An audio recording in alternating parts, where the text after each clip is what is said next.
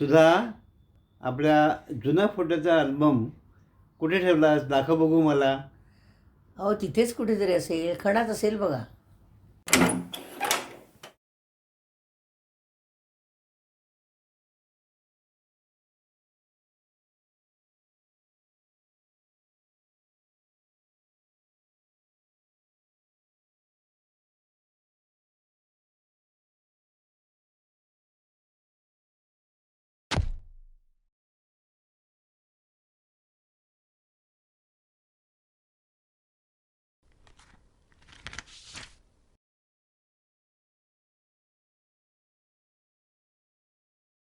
प्रिय अपरिचित मित्र मैत्रीण, माणसांच्या ह्या जगात फक्त पुस्तकच खरे सोबते असतात. हे जरी खरे असले तरी आपल्या भावना व्यक्त करण्यासाठी हाडामासाचे माणसंच लागतात, हे मला कळून चुकले. म्हणूनच हा पत्रप्रपंच.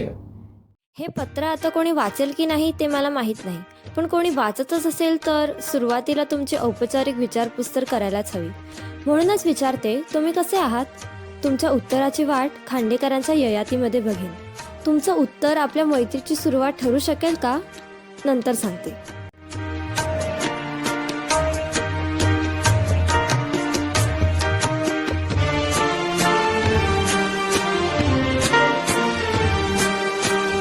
प्रिय अपरिचित मैत्रीण, मी बरी आहे.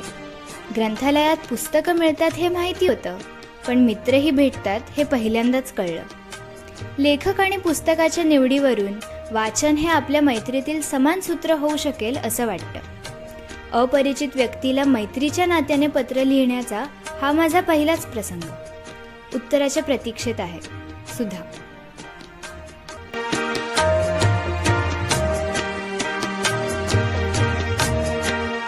मागच्या वेळी आपण नशिबाने भेटलो तर, पण तू काही न बोलताच निघून गेलीस. पण त्यामुळे आपल्या मैत्रीचा पुढचा टप्पा गाठण्याची संधी हुकली. आपण या मैत्रीला अजून एक संधी द्यावी असं मला मनापासून वाटतं. तुलाही तसंच वाटत असेल तर ग्रंथालयाच्या कोपऱ्यावरच्या इराण्याकडे येत्या शुक्रवारी 5 वाजता भेटू. मी वाट बघेन. तुझी मैत्रीण. तुझा आवडता रंग कुठला? निळा. अनोळखी माणसांना पत्र लिहिण्याव्यतिरिक्त अजून काय आवडतं तुला? सूर्यफुलं. तू त्या दिवशी दिलेलं सूर्यफूल मला खूप आवडलं. तुला आठवत होतं, अभ्यास आणि घराच्या धबडग्यात मला असं फिरायला वेळच नाही मिळत. वाऱ्यावर डोलणारी सूर्यफुलं तुझ्याच प्रसन्न चेहऱ्याची आठवण करून देतात. तुझ्यासोबत असताना वेळ कसा निघून जातो कळतच नाही. तासन तास कसे भुरक्क निघून जातात. मी पहिल्यांदाच ट्रेनचा एवढा प्रवास केला. तुझ्यासोबत असताना आजूबाजूच्या गर्दीचा कोलाहल जाणवतच नाही. आपली ती गच्चीवरची भेट मी ठरवून पण विसरू शकत नाही. वाऱ्याची ती मंद झुळूक, घरी परतणाऱ्या त्या पाखरांचा चिवचिवाट आणि माझी शांतता भंग करणारा तो चहाचा कप. तुला चहा आवडतो म्हणून मीही मोठ्या जोशात एक कप घेतला. पण तेव्हा सुद्धा आणि आजही तो चहा का माझ्या घशाखाली उतरत नाही. प्रिय सुधा, तुझं लग्न ठरलं आहे ही बातमी मला दिलीस. किती खुश दिसत होतीस.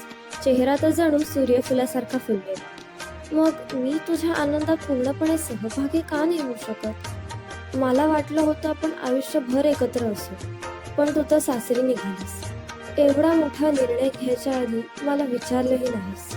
तू आता माझ्या आयुष्यात पूर्णपणे नसणार ह्याची जाणीवच खूप वेदना देत आहे. माझ्या ह्या अपरिचित अनाकलनीय भावनांना आता काय समजायचं? तू अशी माझ्यासोबत अर्धवट असण्यापेक्षा तू नसलेलीच बरी. तुला मीच तुझ्या आयुष्यात हवी असेल तर तुझ्या उत्तराची वाट आपल्या आवडत्या कादंबरीत बघ. तुझी सखी.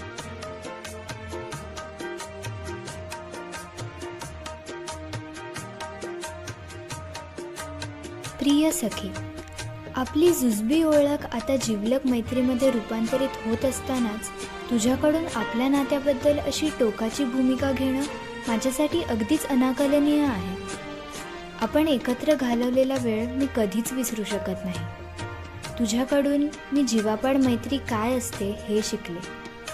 मैत्री आणि प्रेमात मालकी हक्क नसतो. खऱ्या प्रेमाची अनुभूती मला ह्यांना भेटल्यावर आली.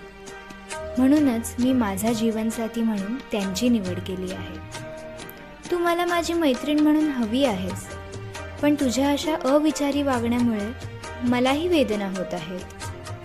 आपल्याला जर एकमेकांचं मनच कळत नसेल तर ह्या मैत्रीला काय अर्थ आहे? तुम्हाला काय पाहिजे होते सापडलं का? हो हो सापडला. मग आता चला चहा घेऊया. बर. हो हो.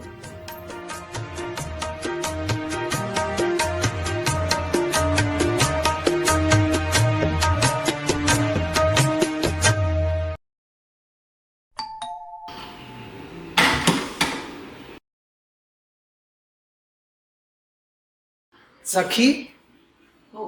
तुमचं पत्र